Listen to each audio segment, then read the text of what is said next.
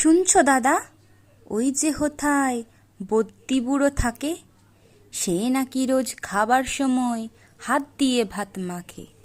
শুনছি নাকি খিদেও পায় সারাদিন না খেলে, চক্ষু নাকি আপনি বোঝে ঘুমটি তেমন পেলে। চলতে গেলে ঠ্যাং নাকি তার ভুঁইয়ের পরে ঠেকে, কান দিয়ে সব শোনে নাকি, চোখ দিয়ে সব দেখে, সই নাকি সে মুন্ডুটাকে শিওর পানে দিয়ে। হয় নাকি হয় সত্যি মিথ্যে, চল না দেখি গিয়ে।